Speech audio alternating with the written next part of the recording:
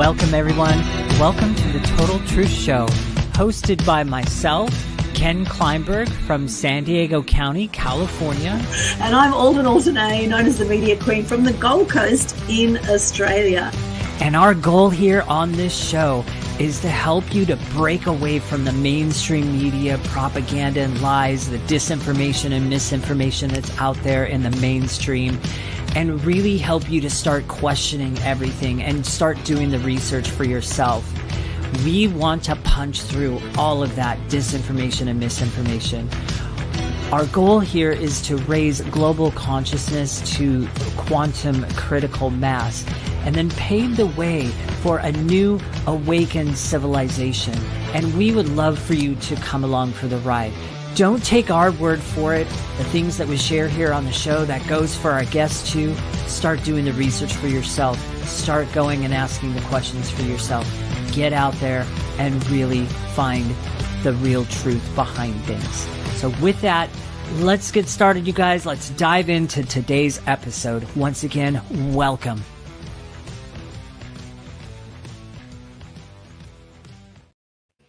Oh, yes. Welcome to Total Truth Show, episode 58. And what a hot one we have for you today. Of course, my amazing co-host, Ken Kleinberg from San Diego. And we have an amazing guest today, Mary Harper, all the way from Colorado Springs. And today we're going to be chatting about the truth about living with blind parents. I cannot imagine what this would have been like. And our guest lived with blind parents. A little bit about her before we get chatting today. And thank you so much for all our people joining us right now on Facebook, LinkedIn, YouTube, Twitch, X, Instagram. Hello, welcome. Let us know where you're from. Where are you from? We like to make this an interactive show. So please do pop your comments in and your questions as we go along. And we would love to interact with you through this show. All right, now, Mary Harper is an author. She's a happily retired psychotherapist and author of The Sound of Her Voice, My Blind Parents' Story. A native of Muncie in Indiana, she's a graduate of the University of Virginia and earned her master's in social work from the University of Houston. She lives in Colorado Springs, where she rings in a handbell choir, finds new homes for old stuff, and often suffers from feline paralysis syndrome. Her blind cat, Lily, loves to cuddle when she's not creating mischief. Mary has 2 adult children and loves being a grandmother. Welcome to the show, Mary. Thank you. Thank you for having me. Great to have you here. Oh, my gosh, living with blind parents. Oh, wow. Start from the very beginning. Please let us know what this has been like for you. Ooh, well, I'm not sure where to start. It's a very broad subject, but I think what people would be interested in knowing is at the very beginning. My parents were both born within 60 miles of each other in 13, 14. And they both were born with glaucoma. As soon as they were born, my grandparents knew that there was something wrong with their children's eyes. It was quite obvious. The eyes were enlarged. So they, of course, wanted to do what they could do, but in the 1900s, it wasn't a whole lot. So Mom ended up losing her sight completely when she was 11, but she had some amount of sight going down until she was about 11. And my dad was 4 when he completely lost his sight. So they were both pretty young. And the fun thing is they both met at the Indiana School for the Blind in Indianapolis, Indiana, back in 1924. And they were in the 4th grade. And at that time, the school was divided very much in between the boys here and the girls over here, and they don't talk to each other. They don't get to eat together. They don't interact with each other. It was very important to keep the sexes very separate. They had private dining rooms for the girls and for the boys, and same way for the dorms. So, but when my dad heard my mother stand up and start reciting him a poem, he just loved the sound of her voice, hence the title. He memorized that poem as he was, as she recited it. He remembered that poem for years and years and years, many years. And he used to say that poem, thinking about listening to her voice, helped him get through some really rough times. Mm. That hence the title of the book. So things were rough for them in high school because they weren't allowed to have much interaction with each other, but they did have like 3 dances a year around the holidays. So eventually they found ways to communicate without anybody knowing, except for the parents. They had some help from each mother.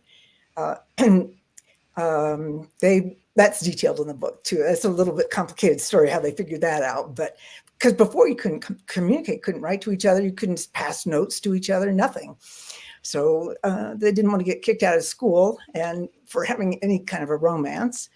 They just had to follow the rules. Anyway, by the time they graduated, they were 20 because they were late starting school. My dad had to wait till he was 8 to be able to start at the School for the Blind.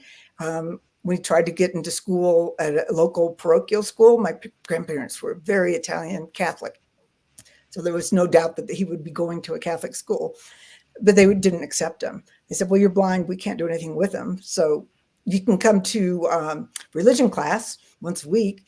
I'm like, oh, thanks. You want to save his soul, but you're not going to educate him because you think that he's stupid. Well, of course, he was driving his mother nuts because he had an older brother. When's Charlie coming home? When's Charlie coming home? He really wanted to go to school, but he had to wait till he was 8 before he would be accepted into the School for the Blind. Now, they lived in Muncie, Indiana, my grandfather, paternal grandfather, my dad. And that meant that Dad couldn't come home every weekend.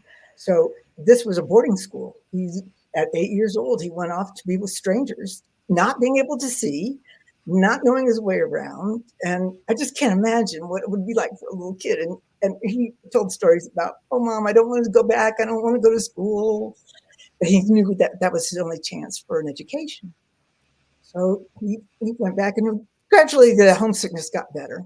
My mom, on the other hand, struggled in public school in a little teeny tiny town in central Indiana called Lincolnville. And she tried so hard to keep up. The teachers there didn't know what to do with her. One teacher did. One teacher moved her to the front row. The other teachers had her in the back row. She couldn't see. So, and they just were like, I don't know what to do with a blind child, so I'm just going to sort of ignore her. Here's a book. Just look at the pictures if you can see. But one of her favorite was Miss Starr, I think when she was 7, helped her with some of the letters. And Mom still remembered what letters looked like. Dad did not. Dad doesn't have a clue he didn't have a clue what a B looked like, for example, because he just knew Braille. Feel free to interrupt me at any time. I tend to go all over the place. Oh no, this is fascinating. I mean, Ken found you somewhere. I don't know where you guys met, but this is extraordinary. Please, Ken, share. I found Mary in a Facebook group that basically looking for guests and stuff like that. She responded to my post. I got on a Zoom call with her, and I was just drawn in by her story. I was like, you must come on our show. This story needs to be told because, you don't hear about this kind of stuff happening. You just don't. And so I the uniqueness of her story just, it inspired me. So here we are. Okay, well, this is only the very beginning of it. And they fell in love in high school, and after high school graduation, they were the only 2 students in their class to go on to college. And Mom, of course, loved my dad, but Mom said, I'm getting the story backed up. Let me start over. Dad wanted to marry Mom, but she refused until he could prove that, that he could support her. So that was a huge pressure on Dad. How do you get a job as a blind young man to support, with enough money to support your wife and hopefully a future family? So, back in high school, they were teaching him, oh, you can make a broom, sell brooms. That's what blind people do, or a bunch of them do. Well, it's sort of hard to make money with that. My dad was a musician. He was very good at piano and violin, but he said, well, how am I going to make a living doing that? I play in a bar, and you don't make any money doing that, so I can't do that. And then they also taught him how to do caning chairs, fixing a cane, but he didn't want to do that. He was too smart for that. Fortunately, my dad had an older brother whom he idolized. His name was Charles. We always called him Uncle Charlie. And they had lots of adventures together, all growing up. I mean, once they realized that my dad would be completely blind forever, Charlie just said, okay. He brought my dad along with him and taught him how to swim at the gravel pit. My dad even learned how to drive with my Uncle Charlie. Because back then you didn't need a driver's license, and it was an old jalopy. So this was probably in the 20s sometime, late 20s. And it was open. So like it was not really a convertible, but really no top. So Charlie stood up in the back in the back of my dad and told my dad, okay, now when we get going, I'm going to tap your right arm, your right shoulder, and that means turn right. And then if I want you to go left, I'm going to tap your left shoulder, and then I'll pull you backwards if you got to stop. And he said, you got it? And my dad said, oh yeah. So they go puttering off. And keep in mind, back in the 20s, there wasn't as many cars as that time, but because they were fairly new, and it just wasn't as much traffic as there would be now. But they went out in the country and driving along this little road, putting, and my dad is turned around, looking back at my uncle, talking to him, like this. Well, I don't know, you can see me, but anyway, so he was driving along, and the woman by the side of the road was messing with her garden, and she looked up and she said, hey, you, keep your eyes on the road. And my uncle yelled out, he doesn't need to, and kept on driving like this. So they had a lot of adventures. Anyway, there's so many to tell. That's why I'm like, oh, where do I start and how do I keep going? So anyway, feel free again to interrupt.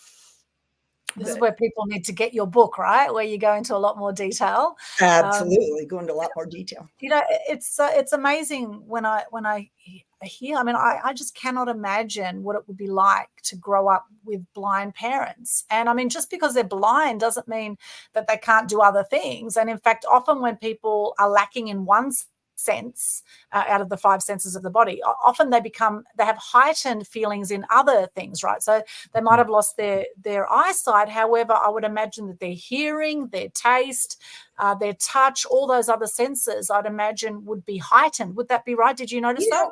I don't think that heightened would be the right word for it. I think it is attention.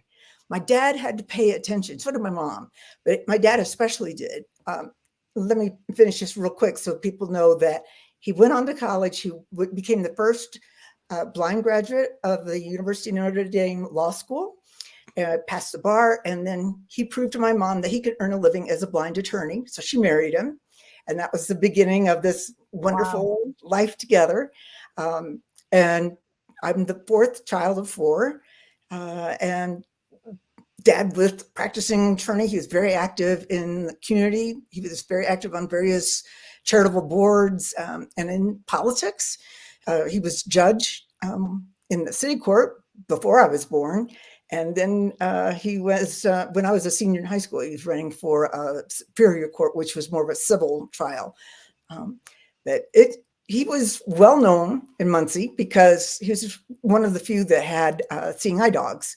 And every time he'd be walking down the street, people would notice him or call out to him. And he had an amazing ability to remember voices. He knew, one of the newspaper articles said when he was at Notre Dame, he knew 150 voices. And I'm like, I read this on this, it was showed his picture in a caption of something back from 1939, I think it was. So people knew that Dad was very good at remembering voices because they would come up to him and say, hey, Mario, how you doing? And he'd say, hi, Fred, how are you? And people would be so impressed that he would remember that. So, he had an incredible memory for it. When I was doing research for the book, I was realizing, oh my God, I can't imagine being in law school and having to have a reader. Back then, there was no tape recorders, no computers, no help. So he had to take notes in Braille as quick as he could. And he had to remember everything that person read because he couldn't just open up his textbook and reread it. And there's no way I could have done that because I'm not, I can't listen and remember right away. But he did. And so he had some tools back then. They have, in fact, I just happen to have, this is a portable, when you write in Braille, this is called a slate. And I wish I had the paper, but I don't. If you had thick Braille paper, you stick it in and close it up. I'm not sure how well you can see. And then to make the dots, you have a little, what we call a stylus. And this was something that was well worn. Let me see if I can turn it like that. You can see that my dad used this quite a bit. And then you would just type the Braille letters into, let's see if I can show you. I'm not very good at this yet. But anyway, you just poke in here and you have your notes. So that was one thing he did. He also learned how to type in Braille, a Braille typewriter. My mother did not learn that one. She didn't care about learning Braille typewriter, but she could type with a print typewriter. So she could write letters to people. And I still have some of her letters. But when I look at them, I think, wow, she only had 2 or 3 typos in there. And that's really pretty impressive that she could do so well with typing. That's how they took their tests when they were at Ball State Teachers College way back in the day. That's what it used to be called anyway. And they would take their typewriters and somebody would read to them and then they would answer, click, click, click, click. And they're pretty clever. Dad was in one class and people figured out the sound for a true and a sound for a false. It was a true false test. And everybody in the class was getting A's. And the professor wondered, how is this possible that everybody's getting A's? And it turns out they were listening to my dad type and they could tell which one was true and which one was false. So extraordinary. Wow. And they had the seeing eye dogs back then. We call them guide dogs here. In fact, there's a whole charity called Guide Dogs yes. In Australia where they have these beautiful dogs that help people who can't see. And it's interesting because my brother's actually an optometrist in Gosford, right? Oh. And he said to me maybe 20 years ago, he goes, Aldwyn, you need glasses, right? And he actually gave me some glasses. He prescribed some glasses. And I started to wear these glasses and it sort of magnified everything. But then I found when I took the glasses off, I found that things got blurry. I found my eyes were getting lazy because your eyes are muscles, right? My eyes were getting lazy. And so I resisted wearing these glasses and I put them down after about 3 months and I haven't worn them since.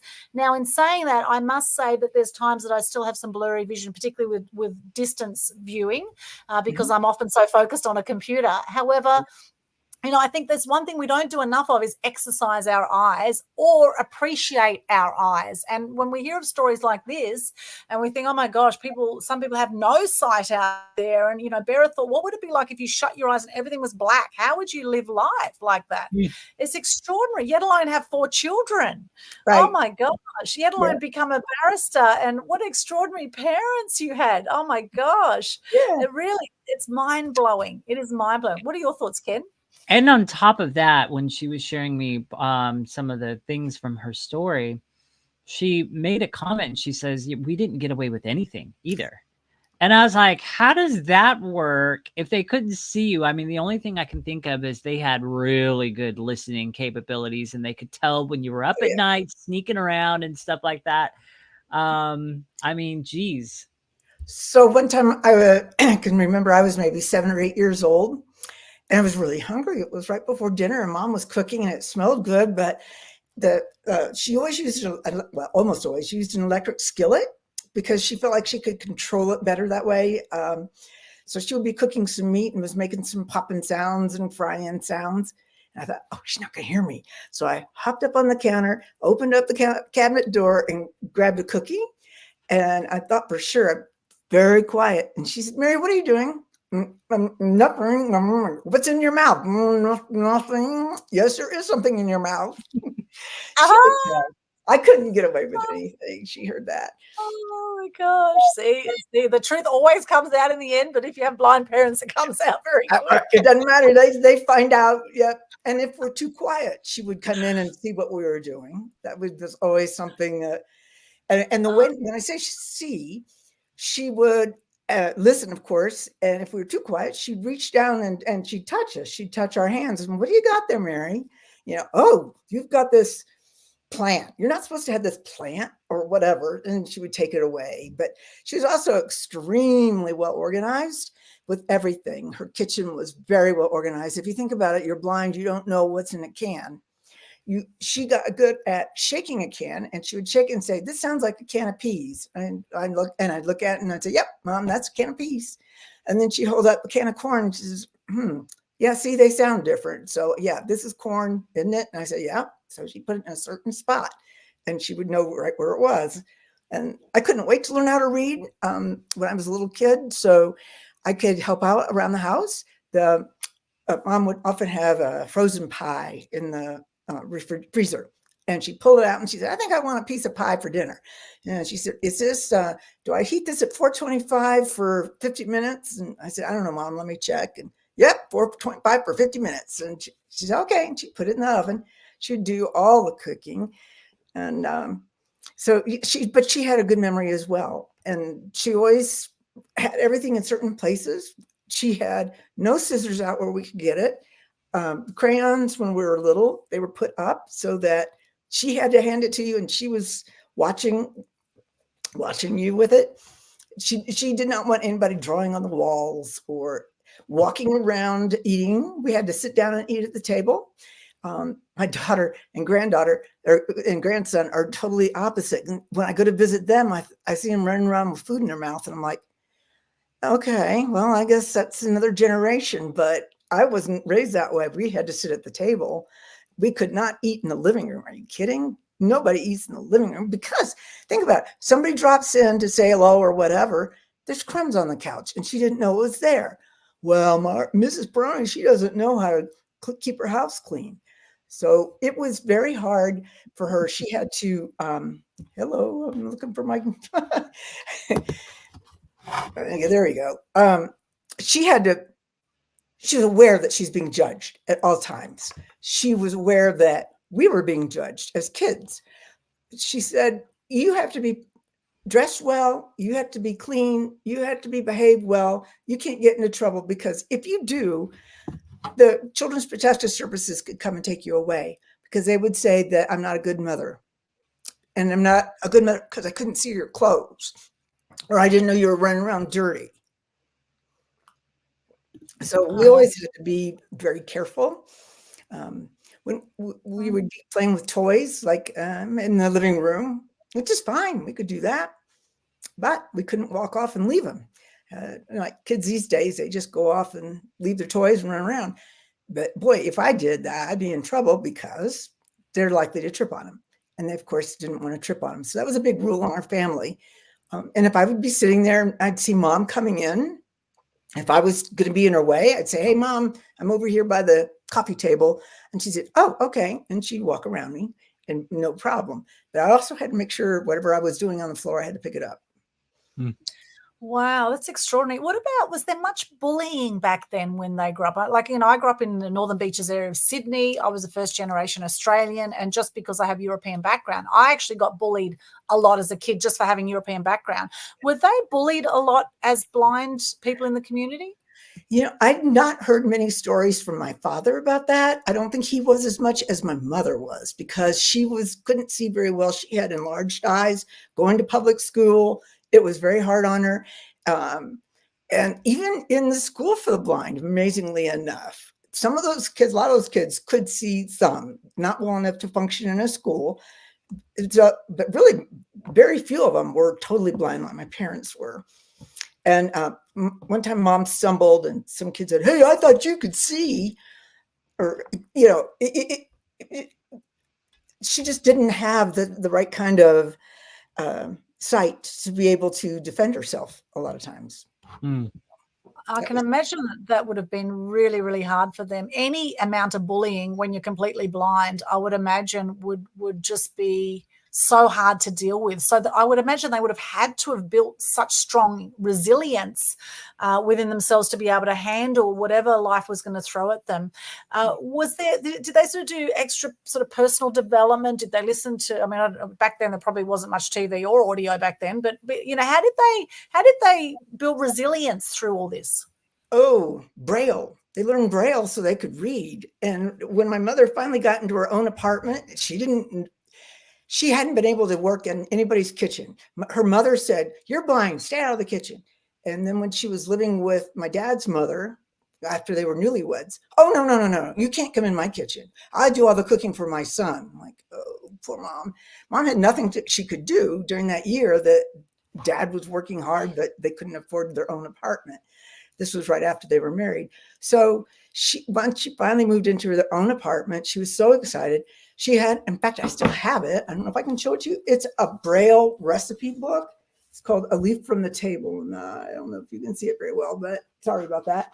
Anyway, it's in Braille. And she taught herself how to read it, how to cook, and she taught herself how to do the laundry. She taught herself how to basically raise a child. So she read a lot.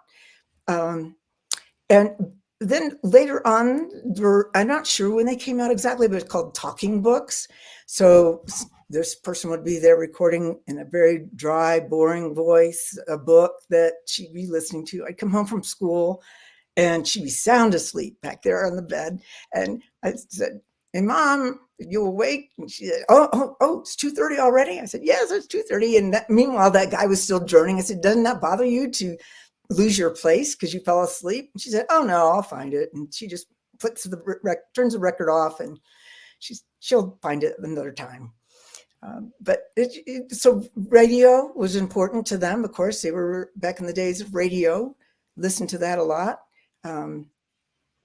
Music, my parents loved music. We always had music going on in the house. And that's why, I'm not sure I can show you this one very well, but this is a DVD that has Braille on the side. And because if you think about it, everything feels the same. If you close your eyes and you say, "Okay, I know I want to hear Beethoven." Well, you could be feeling around for a long time, but how do you know which one's Beethoven? And that would be a big time waster to have to listen to every one of them. So he labeled them with Braille, and then he could go right to them and listen to whatever he wanted to listen to.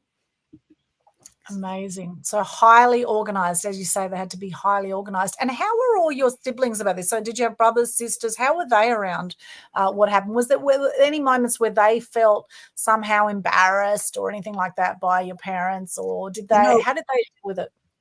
That's an interesting question because, yeah, in a way, I used to feel embarrassed sometimes. People would stare at us, and I'm like, "Well, you think we are a circus or a spectacle? Just stop staring at us." But we were different, and I had to realize that was the way it was because Dad's dog and my mom never walked anywhere by herself. So she was always, I would give her my left arm and she would take it and off we'd go.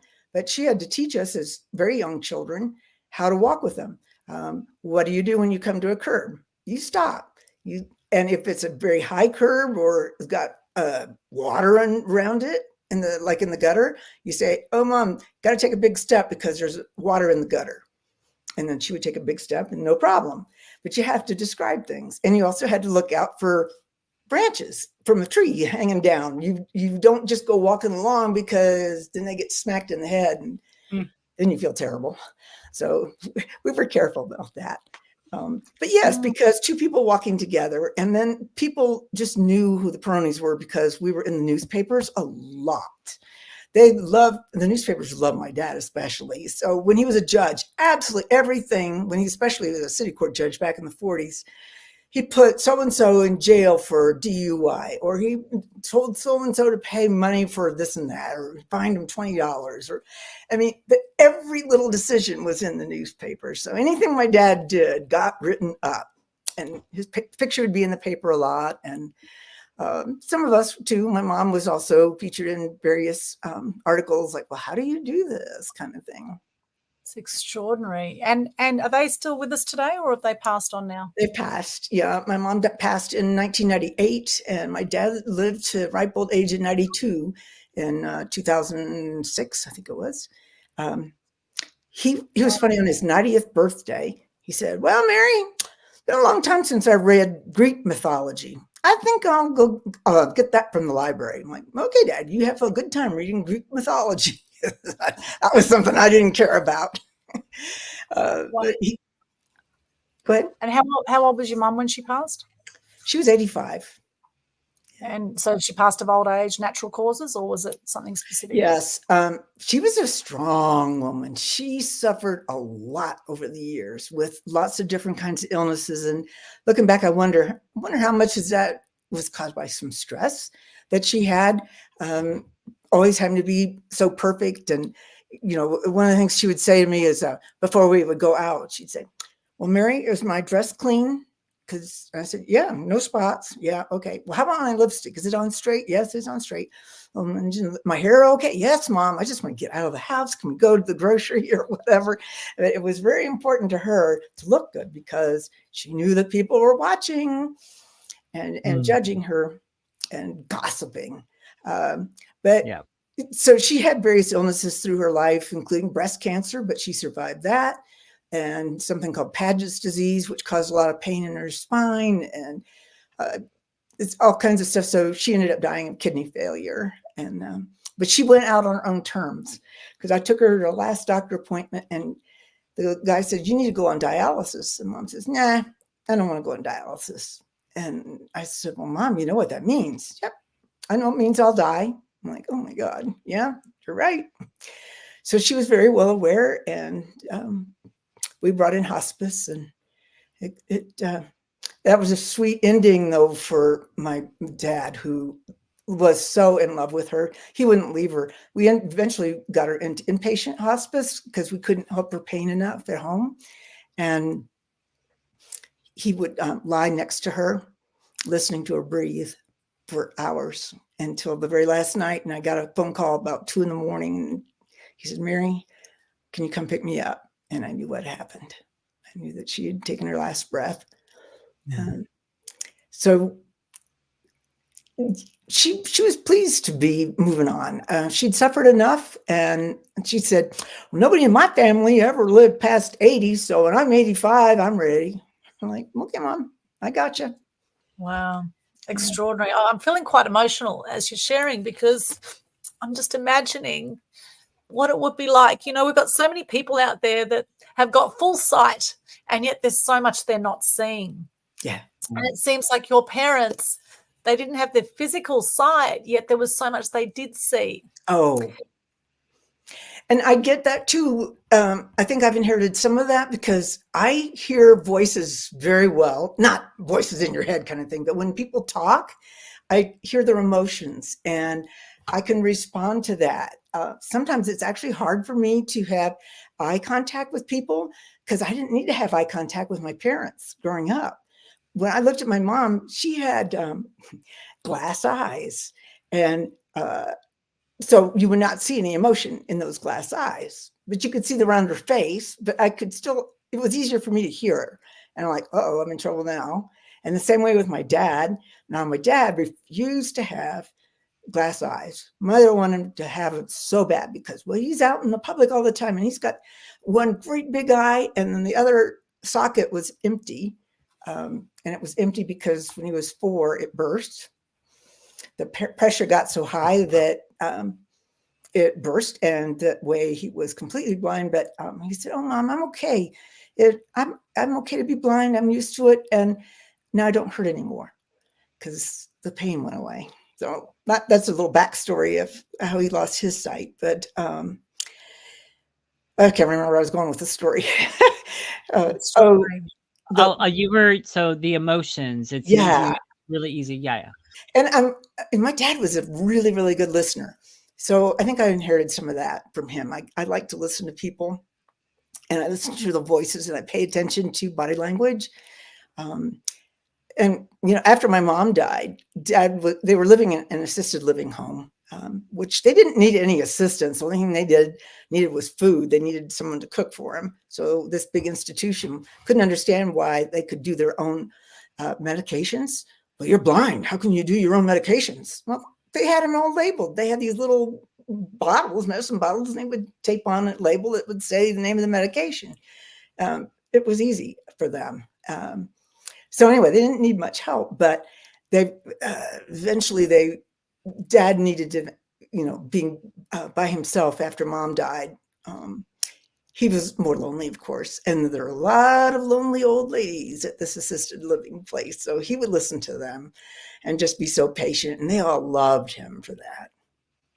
So, You know, I don't, forgive me, please. I don't remember if you shared the part of the journey where he finally landed into the career that he was meant to be in. I don't remember if you finished that particular story. So I know that you were sharing that she was concerned of having somebody that can actually handle the financial and take care of her.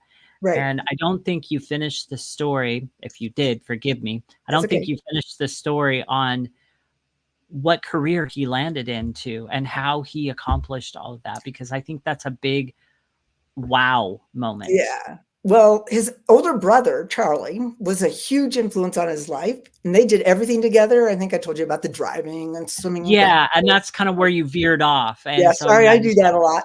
that's okay. So Charlie decided when he was graduating from high school, he would go to Ball State because that was close by. That's Ball State Teachers College, and now it's Ball State University. Anyway, so Dad says, okay, Charlie's going to take classes there. I'll go take classes there. So he and Mom were the first two from their class, or the only two from their class to go to college. Mom said, oh, I just wanted an education. And so I just took general things. And then Dad, of course, was much more motivated. He really wanted to finish his undergraduate career so he could move on to law school, because that's what his brother did. His brother went to law school. And he also figured he could earn a living as a lawyer.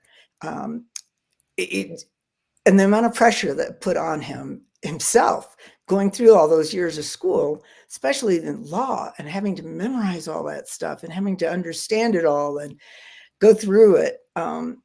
So the pressure for him, if he failed, guess what?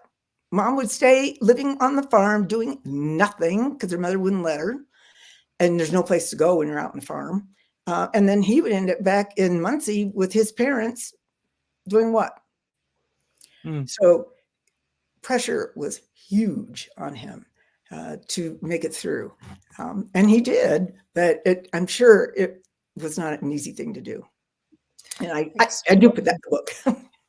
How long were your parents together before, before obviously your mum passed first. So how long were they actually together?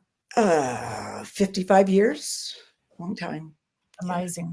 See, back then people stayed together for life. So there was no online dating, no swipe right, swipe left, get another one back then, right? This was back people, you know, they honored each other and their word, and they stuck with it through thick and thin. Well, yeah. I can imagine some of the things they went through. Did they go through any wars at that stage? When was World War II, right? Around that time? Yes, they were married just before Pearl Harbor. So yes, they went through that. And at that time they were living with my Italian grandparents, which is a little cultural thing there. You know, the Italian mother, spoiling the son and wanting the best for him. And it was hard on my mom because she made it quite clear that she wasn't going to be good enough for her son, but you know, she would put up with her. So that had been really hard for my mom, and always being watched by her as well, especially when the children started coming along. And we ended up living right next door to them. My parents got a house that was right next door to my grandparents, and that's where I grew up. And I always wondered, why doesn't Grandma ever come over? Grandpa comes over and he smokes a cigar in our living room and chats or fixes things. Grandma never came over. And I realized, it's because things were not good between my mother and grandmother. So there's more to the story than that, but it was hard on her. She could never please her mother-in-law. You know, Permanent Press came out. And she got criticized by her mother-in-law. Well, you should be ironing his shirts. And she said, but I don't need to. They're permanent press. Well, it doesn't matter. You should do that. And then she criticized her hair and a few other things. So my mom never forgot that and sort of held on to it. Yes, well, hurt people, they say. And, you know, it's interesting to see that. You know, I just won an award on Saturday. I won the Big Idea Award, actually. Oh, congratulations. At it was actually the Heart of Women Award. Here it is here, the Heart of Women Award, the Big Idea Award. Now, at the awards, I actually gave a little speech. It was off the cuff. I had no idea what I was going to talk about. But what I said there was the world needs more kindness kindness to self, more kindness to others. And what I've seen more and more so, particularly through COVID, how angry a lot of people are, how frustrated they are, because a lot of lies are coming to the surface. There's a lot of awakening happening, and as this awakening is happening, people realize they've been deceived to for years. They've been lied to for years around all sorts of things. A lot of people have been blind to what has been going on in the world, and now they're starting to see. They're starting to see things in a different light, right? And some people are choosing to bury their head in the sand around what's happening, and some aren't. And it's really interesting to sort of feel into what's going on in the world right now. And if we can practice more love and compassion and kindness, particularly for those that are being nasty, doesn't mean we have to tolerate it, right? Doesn't mean we have to tolerate it, but we can just send them love. We can let them go. We can cut those cords, instead of tolerating bad behavior. And actually, just yesterday, I saw a movie called The Color Purple. I don't know if anyone's seen that, The Color Purple, and it showed actually within the African American community back in the early 1900s how much domestic violence and how much sort of anger was going within the African American communities. There was a lot of oppression from the whites to the blacks, so to speak, but then also within the black communities there was so much oppression and so much anger and so much tolerance of abuse. And I think to myself, well, how often do we tolerate abusive people and situations from not just people within our family or our friends circle, however, on a government level, how often do we just sit back and tolerate it and go, oh, well, that's just how life is? I think we can sort of channel that anger into ways, okay, how can we do something about this? I think it's important to if you have anger, let it out, let the sadness out, whatever. Don't be nasty to others. Find a way to let out these emotions. Your emotions are there to teach you things, right? The healing is in the feeling. The healing is in the feeling, right? And so noticing when we're angry and when we hold on that resentment, like your mum did with your mother-in-law, right? Or the grandmother-in-law, like she obviously held on to that anger in some way, which it sounds like she still had an extraordinary life. However, as they say, resentment is like you want someone else dead, but you take the poison. And so for our own peace of mind, it's important that we learn to practice kindness for ourselves and for others, and learn some compassion and understanding, because we don't know until we know. We don't know about the Great Awakening until we know, or until we're open to even looking at it. This is what we do with Total Truth Show. We're always encouraging people to question everything, right? And this, today's show it's such a beautiful example of how so often we take life for granted, how so often we take our own health for granted. One of the most inspiring people I know is a guy called Nick Vujicic. Now, Nick Vujicic, he's got no arms and no legs. No arms, no legs. And yet he lives in Southern California without any limbs. He can type 43 words a minute on a computer, which is slightly above the average for non-professional typists. And he has 4 fully able children, right? 4 children, no arms, no legs. And, you think to yourself, well, there's people that wonder what shoes they're going to wear. And yet there's people out there without any feet, So what I'm getting from this conversation, I'm getting a whole new appreciation for my eyesight. Firstly, like I really, really appreciate my eyes, that I can actually see, even though I might have blurry vision times. I'm resisting the glasses. My mother tells me your eyesight's just going to get worse. He tells me, however, I'm resisting. I'm exercising my eyes, etc. But really for everyone who's watching this or is tuning on the podcast later, I really encourage you to look at, hey, how about practicing some appreciation today for our eyesight? How about being thankful for being able to see? How about being thankful for being able to hear? There's people who can't hear, people who can't taste anything, people who can't smell anything. There's all sorts of people going through all sorts of situations out there, and we are spiritual beings having a human experience, right? We're spiritual beings having a human experience. And it sounds to me like your parents were absolutely extraordinary spiritual beings in having the human experience. And there's so much people would have learned from you having blind parents, and how you not only sort of survive life, but actually how you've thrived in life, in fact. And so what are some of the biggest learnings that you've had, Mary, from having blind parents? Some of the biggest learnings? Oh boy. To be more independent. We didn't have a car. Mom and dad didn't drive us anywhere. So if I wanted to do something or go someplace, I had to ride my bicycle or walk or take a bus. So, that's one big thing.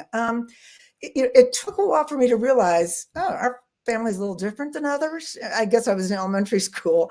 They get to go on vacation. They have cars and they go on vacation. Oh, that's interesting. Or they don't have to wait for someone to bring them to the grocery store. Their mom just goes to the grocery store whenever she feels like it. But we had to wait for a ride, for example, or we'd have to walk down there and get whatever we needed. So it's patience is another big one. I didn't have that much patience as a younger person, but as my dad got older and more fragile, he had cancer, and it was slowly wearing him down. So he'd move slower and slower. And I'm like, oh my gosh, can we please hurry up? But I would say after his very last doctor appointment, it was his cancer doctor. And he was so slow and so tired looking. And I said, oh, Dad, don't you want to ride in a wheelchair? And he says, nope, that's how I keep strong. I'm like, oh my gosh, okay. So I realized it's not important. It's not important that we get to the car in 10 minutes or 20 minutes. It's not important at all. What's important is that it makes him happy to be moving and doing things on his own and not dependent on a wheelchair. So I learned a lot from him. He was a very spiritual person too. He loved people. He most of all loved my mother. Boy, their love story was something that just so beautiful, and how long they waited for each other and finally got married and then started their life. They wanted to live the American dream just like everybody else. And by golly, they did. Yeah, absolutely. I know Ken is waiting to say something, so I'm going to speak now, Ken. It's just, again, it's so inspiring. And I definitely I agree with Aldwyn. Hearing this story, it just makes me appreciate, hey, I've got all my senses, I don't have any of those handicaps and everything else. But you know what? Stories like that inspire me. It's the same thing as when I see somebody at the gym that has no legs. Yeah. And their entire upper body is like fit as fit can be. Yeah. Yeah. And I often just think, you're perfect. That is the perfect example. There's a lot of people out there that would take their disabilities or whatever, missing legs, missing arms, and just ho-hum me the rest of their life. Oh. And then there's some that just that it's a thriving point for them. It's almost like I refuse to let this beat me. It also reminds me of my own mom who, she's had a total of six hip replacements, 3 on each hip. She's had shoulder surgeries done. She's had her ankles done. She's had work done on her knees. She's had carpal tunnel done on both hands. She's got an arthritic disease that basically deteriorates the bone. Yeah. But does it ever keep her down? No. Good. She keeps going. She pushes and pushes it, sometimes too much, but she pushes and pushes and pushes. And it's people like that are so inspiring to see out there. Anyhow, that's just what I wanted to share. My dad always said it's much easier to lose your sight when you're young than when you're older, because it's so hard to adapt when you're older because you've seen things and you don't know what to do. And all of a sudden, how do you walk? How do you do anything? So it's very hard for anyone who's older that loses their sight. But with my dad, he was so busy playing with his brother and going around. He would go by himself from their house, which was east of downtown, to where his father had a confectionery store. His father sold ice cream and homemade chocolates and all kinds of fun little things, sodas and so forth. And he would walk down there and say hi to his dad. And I'm pretty sure he got a little treat when he went down there. But he walked by himself. He walked by himself down. He knew every bump. He knew where the curbs were. He knew where the potholes were. He was able to just do all that by himself. And his mother did let him go, which is pretty amazing, because you would think that she'd be too worried. No, you can't do that. You can't go by yourself. But she let him go. Extraordinary. And what was it that inspired you to write a book about your story, Mary? The stories were too good to be lost. And I really wanted to have them for my children all in one place. And I wanted to have it for my grandchildren when they got old enough, because they, of course, are not going to be able, they don't know their grandparents, great-grandparents. But yeah, and I've only, tip of the iceberg, told you the stories tonight. There's more people. Okay, so do you have a minute to tell you another little thing? So I have another show and tell. Let's see if I can put it up here. This is my mother's watch. There it is. It's in Braille. And you see the little dots that go around it. So for her to be able to know what time it was, because if you think about it, how does a blind person read a clock? How do you know what time it is? All you do is push the button and the, hello, there it is. The lid comes up there. I'm terrible at this, sorry. But anyway, so she would feel it. She feels it and she'd say, oh, the long arrow's this way, the short arrow's this way. Okay, I know what time it is. And she would say, oh, it's almost time for lunch, Mary. I'm like, yeah, Mom, let's get some lunch. Amazing. Wow. Oh, what an extraordinary story. And did you ever experience, as you said, people stared at you a bit when you're walking down the street, but was anyone ever nasty? Did anyone sort of say nasty things as you were walking as a family down the street? No, but little kids might point. They'd go, look at that. Or they might say something to the mother, and the mother was like, shh. You know, the kids do that. And my dad understood that. A lot of times little kids, adults too, would come up and just without asking, touch the dog and pat the dog. And that's a big, big, big no. You just don't touch somebody's seeing eye dog or guide dog. But my dad was always polite, and he would say, explain why. And the reason is, if the dog sees you the next time, he would remember you and may start off going across the street when my dad doesn't want to go across the street, or it could be dangerous. Mm-hmm. So when my dad was getting sick with the cancer, went to a big cancer center in Houston called MD Anderson, huge place. We would go in there and everybody, from the doctors down to the patients, loved that dog. And a lot of them would try to pat this dog. He was a beautiful dog. But my dad said, what am I going to do? Everybody wants to pat this dog. And I have to keep telling them, don't touch, don't touch. And so finally I made a little sign that said, working dog, do not touch. And they made it bright pink paper so people would see it. But it was interesting how that dog he's a beautiful yellow lab, and he had a wonderful calming influence in the waiting room at the hospital.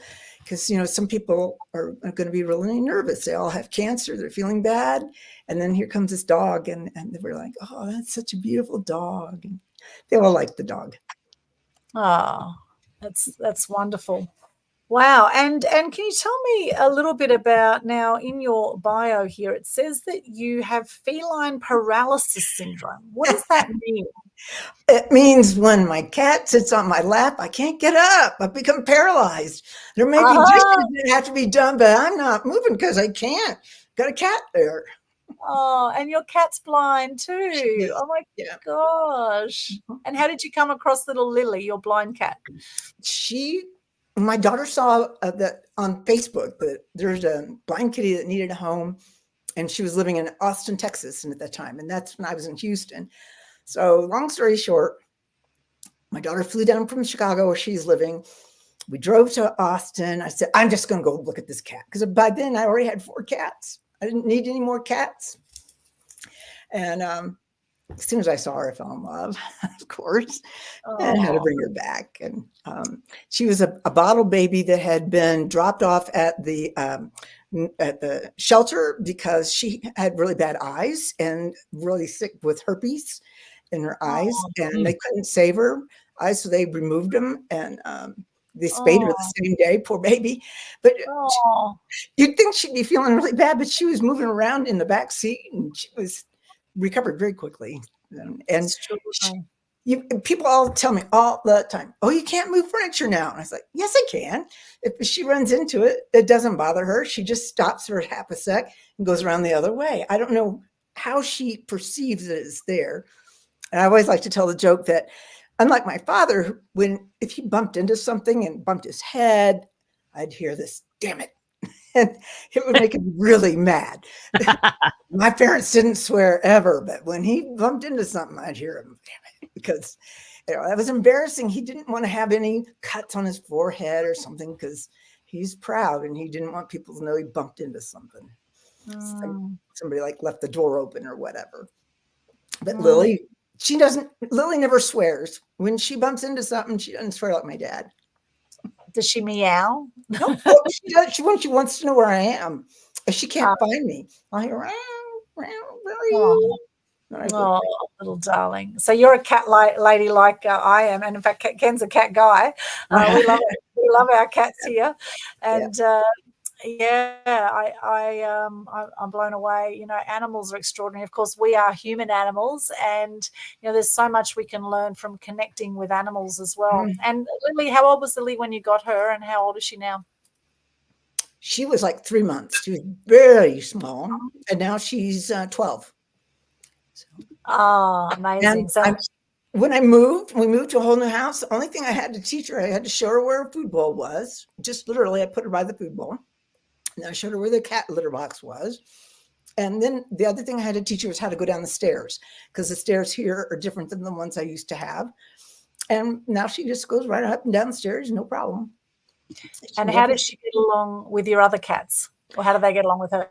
I'm down to only Lily now. Everybody else has passed. But I had one cat that when she first saw her, arched her back, got real big and and this was through a door.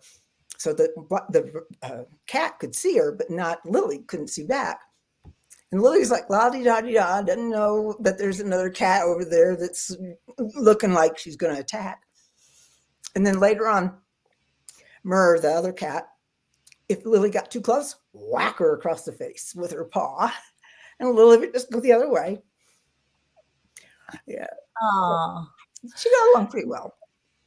Animals being animals, you know, staking their claim, owning their territory, doing all that. Get out of my way. Whack. Like, okay. Classic.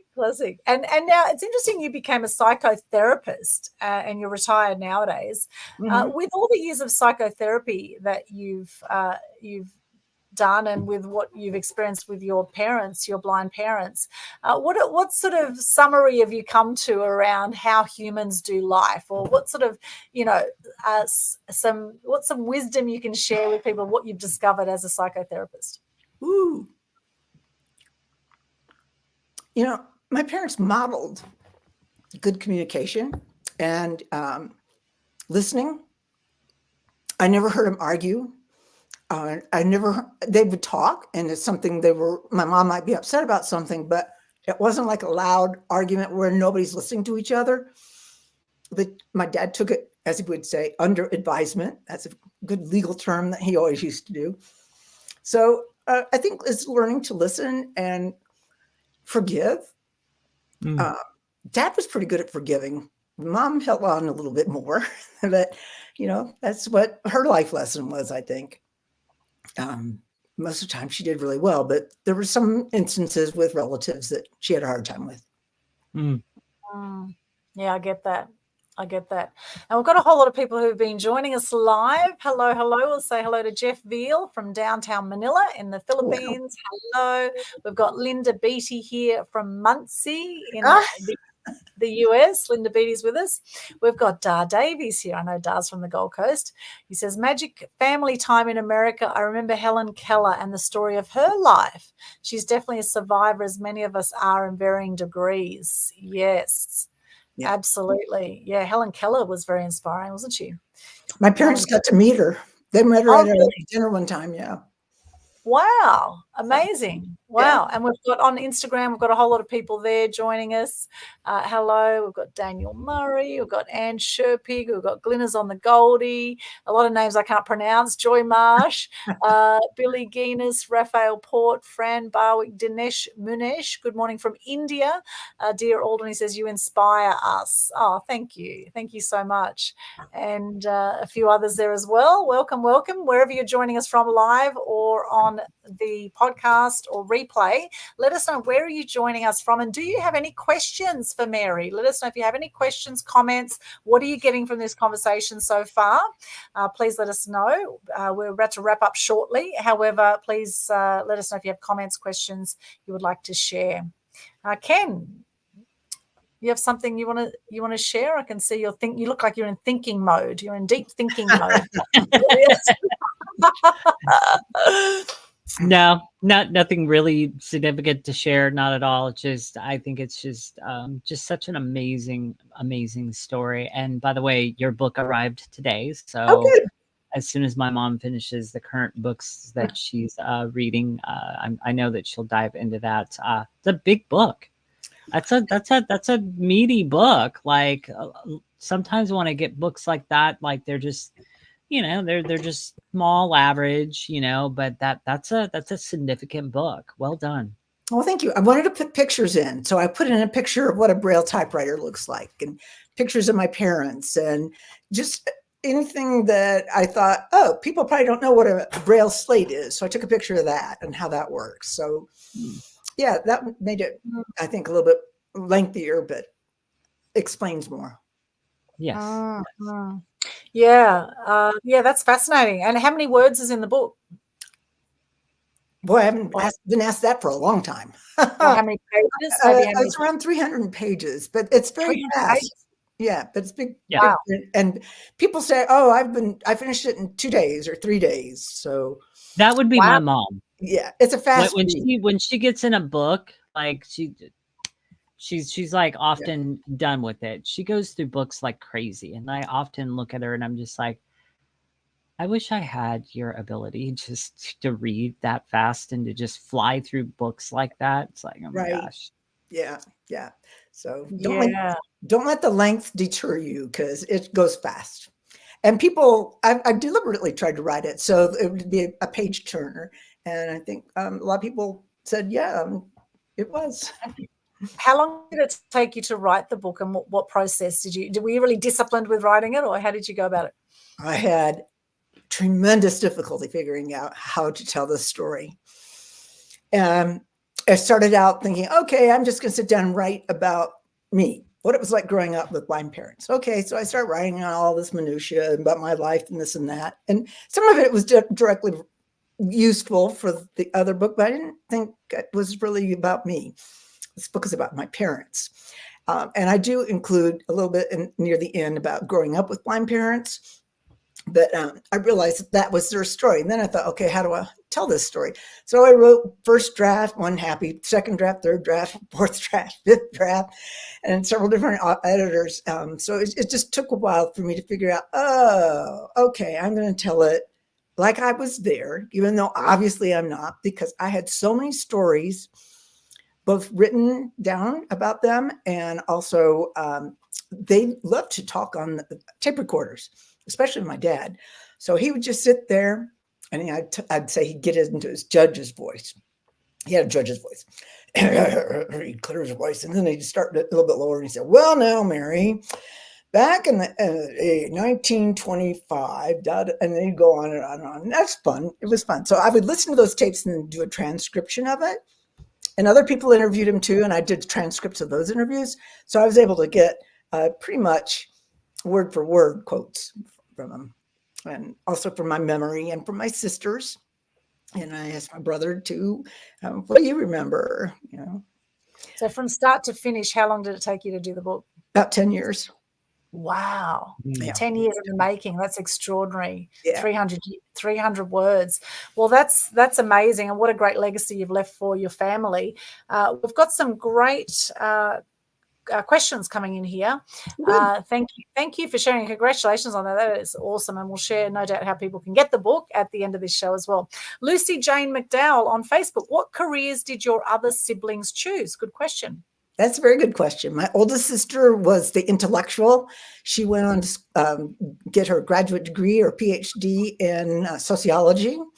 And that was one of her favorite things to do, is sit and talk with my dad. Both of them had incredible minds, and they loved to talk about politics. And I learned never, ever to argue with my sister, because she knew all the facts, and I wasn't going to win an argument with her. But that's okay, because I just adored her. And she has since passed. She had breast cancer, and she passed about 10 years ago. So that was a hard loss. And then my brother, he had a varied career, but he loved transportation, and he still does. Anything to do with trains, he collects. You ought to see his house. It's got a huge train set in it, and he does model railroading. So that's a big deal for him. He used to work at a factory in charge of transportation or something. And then Rita has had my other sister has had various jobs, and she didn't go to college, but she didn't need to. She's one of those people that reads a lot and is very happy doing what she's doing. So that worked out. Amazing. And Linda Beattie here on Facebook. Mary, when will you be back in Houston again? Maybe in a couple of weeks. Hopefully the end of March. End of March. Okay. Okay, brilliant. Thank you, Linda. Any other questions, comments, please let us know on Instagram, Facebook, LinkedIn, YouTube, Twitch, X, or the old Twitter. We've got more people joining us as well. Hello. Let us know, where are you from? Any questions, comments? What have you been getting from this conversation? It has been so inspiring chatting with you, Mary. I feel like I have a whole new appreciation for my life, and particularly my eyesight right now. I just, I really wonder how many people out there actually have blind parents. I've never heard of anyone with two blind parents. There are some, and I was reading about one blind parent set of blind parents who were in the Western U.S. somewhere, and the state was threatening to take away their baby because the baby was having trouble nursing, and they just assumed, well, mother's blind, she can't take care of this child. Oh. Now, I don't know any mothers who've not had trouble nursing their child. If it's your first time, you don't know what the heck you're doing. And it's this woman's first time, and the state was wanting to take the baby away for no reason other than, she can't nurse. I'm like, And she got to keep her baby, I hope? She did. Oh, good. In fact, there's a Facebook group for blind parents. Some of them have a sighted partner, but it's sort of fun. I'm a member of that, just so I can keep up with the stuff that they do now. Wow. Amazing. Oh, extraordinary. And I mean, the things that we don't think about until we think about them, I guess, a lot of people sort of, they get so wrapped up in the drama of their life, waking up whinging. So that's another thing I said at my speech the other day. I said, did you wake up whinging today, or did you wake up grateful? Did you wake up whinging, or did you wake up grateful? It's such a simple thing. I wake up, I stretch my body. Thank you for my arms. Thank you for my hair. In fact, with my team, something I do every morning is we have a daily gratitude check-in. Every morning we share, good morning. Today I'm grateful for 3 things. I'm grateful for one bigger thing. Could be I'm grateful for the sun. One smaller thing, I'm grateful for animals. And one thing about myself I'm grateful for. I'm grateful for my eyesight today. Yeah, it's very simple thing like that. That took maybe 10 seconds, and yet, for a lot of people, because we've been conditioned to live in drama, and we tend to create drama often, or a lot of people do, over little things. For those who have been in drama at any point today, watching this is for you. Okay, what are you grateful for today? In fact, let us know in the comments, what are you grateful for today? Let us know, what are you grateful for today? And if you want to go next level, do the Global Good News Challenge, which I'll share about in just a moment. Mary, any final words before we share your link? I wanted to throw in, when you're talking about what you're grateful for, my husband passed away when he was just 60 years old of cancer. And after he died, I was very lonely, because I had been with him since I was 14. And here I was almost 60, living on my own for the first time. And going to bed at night was really, really hard.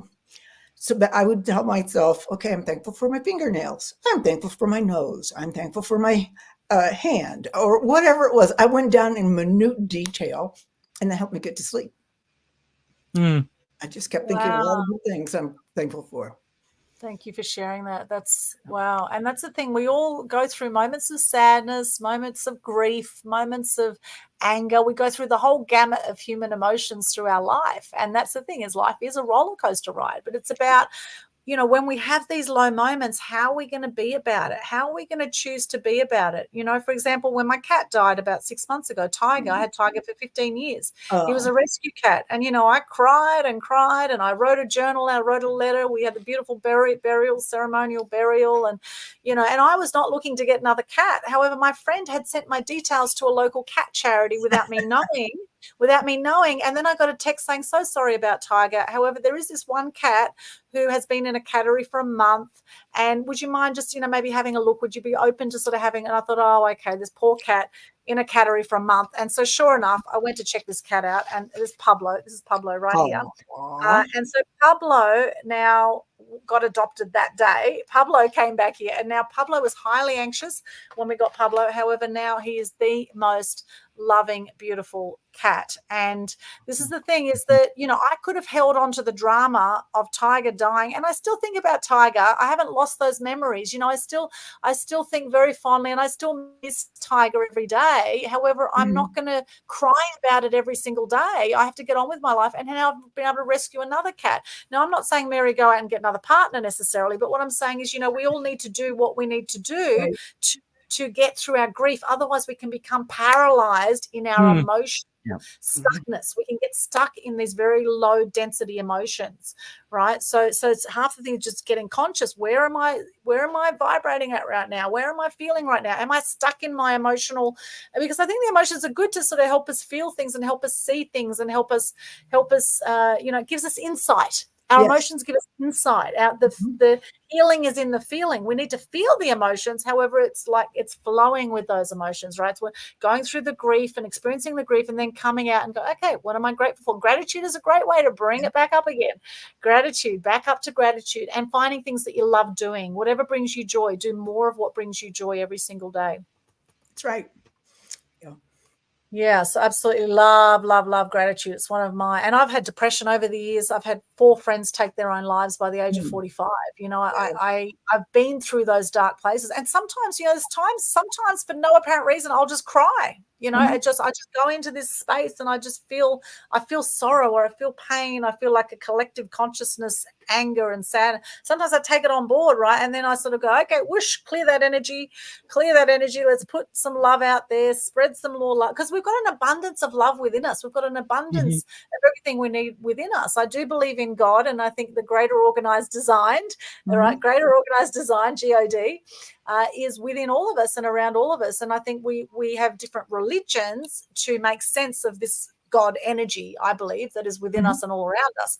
And so if we are truly spiritual beings having a human experience, then how can we show some more appreciation for the miracle of life that we are, for the 1 in a billion that we are just by being born, right? We beat 1 billion swimmers to get to the finish line, right? And however we've turned out, some of us born without sight, some of us born without limbs, some of us born without brains, whatever it is, right? Some of us are just, we're born how we're born. And some of us have heads stuck together, right? There's some babies are like that, right, where they've got adjoined skulls. there's all sorts of, situations have happened. However, it is still a miracle that we are here right now. And however we look, we are here for a reason. I truly believe we are here for a reason. And I'm so inspired by your story today, Mary. I really want to thank you for coming on as our guest and for sharing your story and for putting 10 years into sharing your parents' story. What a beautiful legacy for them. So for those who want to get a copy of your book, Mary, where can they get a copy? It is on Amazon.com. So just type in the title of the book, which is, you can start out with the Sound of Her Voice, My Blind Parents' Story, pops right up. It does. It was fairly easy for me to find. Beautiful. And I'm going to put a link here for facebook.com/Mary P. Harper as well on Facebook. Yeah. And I have an email address as well. I'm not sure I put that up there.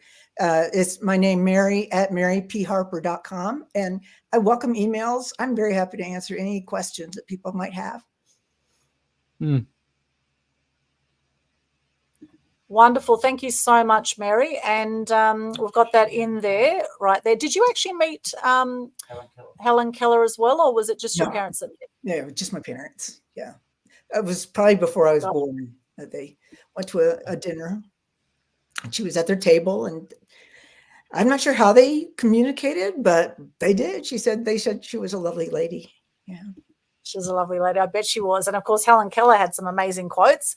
And now, do you have a favorite quote or motto that you'd like to share with us? I wish I'd written it down, but goes along the line. It's from Albert Einstein. And he said, I talk the same way to a garbage person as I do the president of a university.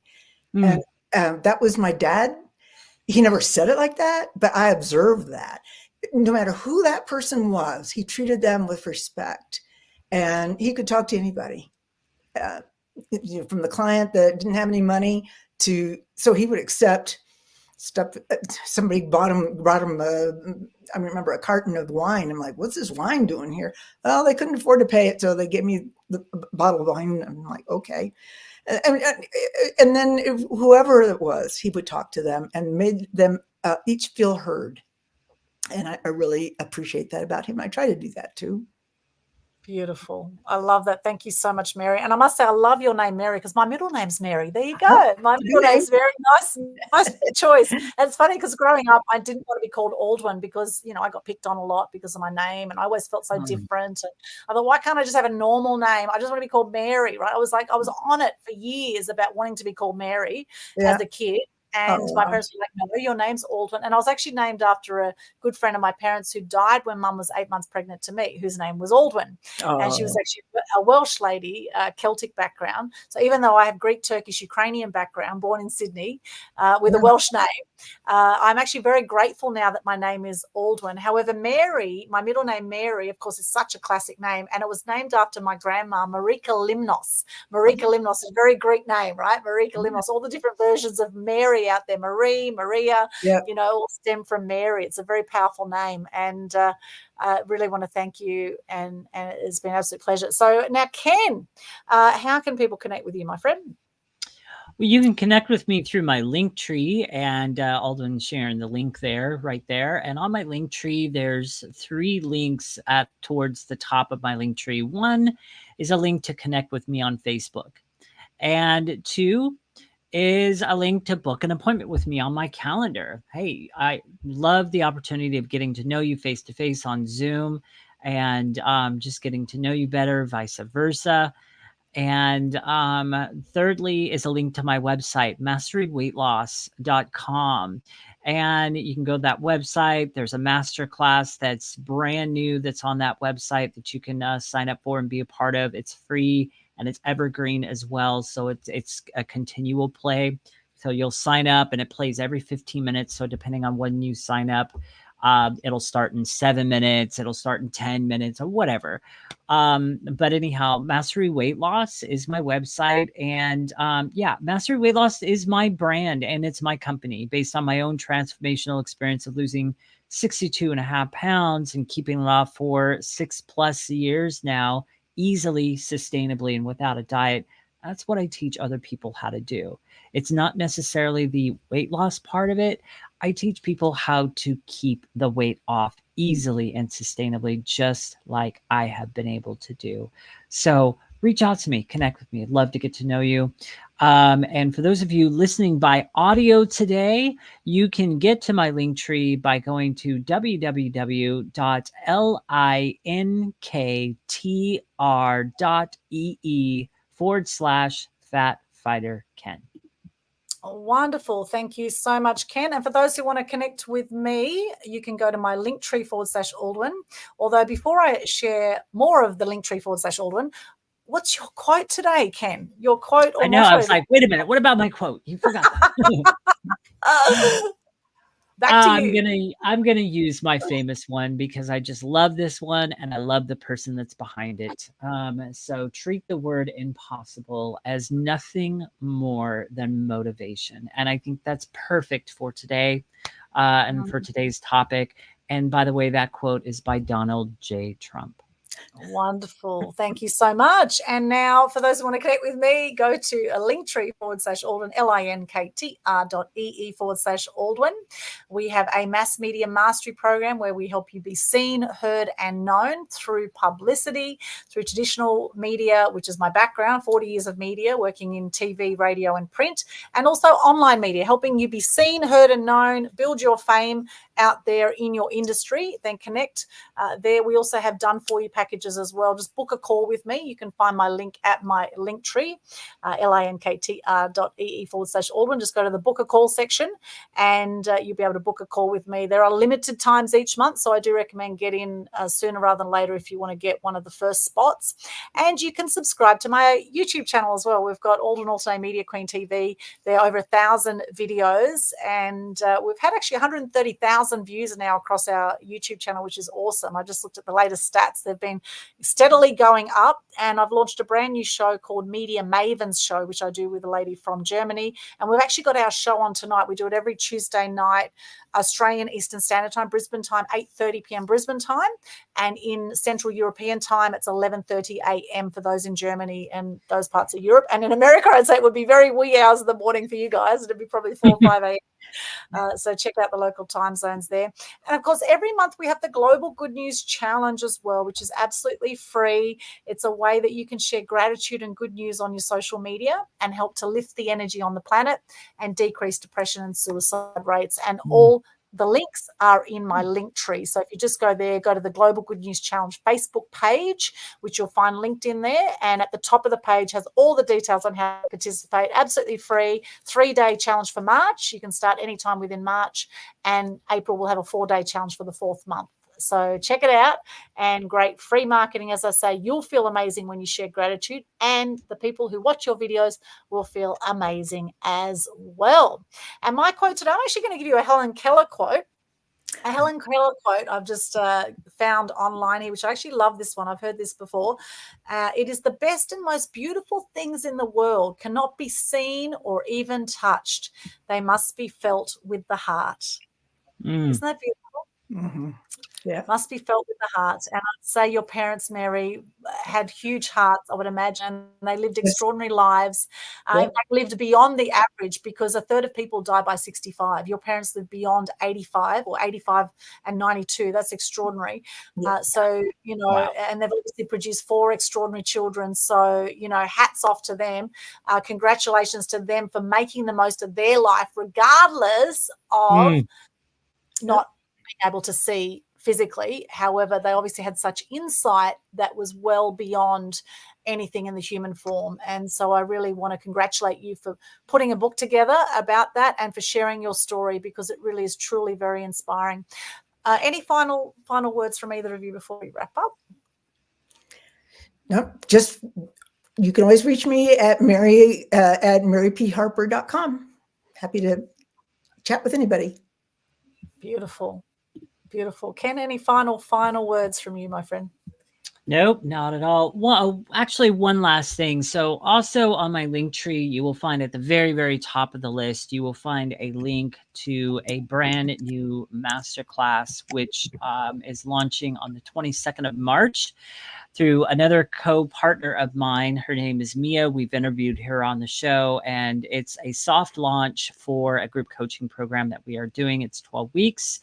The masterclass is free, and we will be going over briefly all the topics that will be handled in the group coaching program.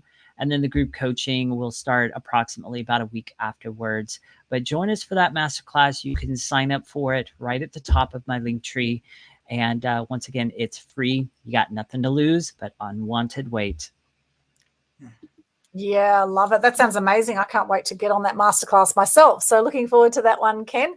And of course, Ken and I, now this is episode 58, and we're about to come out with a brand new brand very shortly. I'd say by our episode 60, we're going to have new brand and new intro music, which Ken is working on right now, a new intro trailer, which is very exciting. I just heard a snippet of it before this show, and very excited about what's to come. So here's to us, Ken. 58 episodes. It's extraordinary. Most episodes don't have more than 3. Cheers. Most podcasts don't have more than 3 episodes or even 10 episodes out there. So 58, there you go.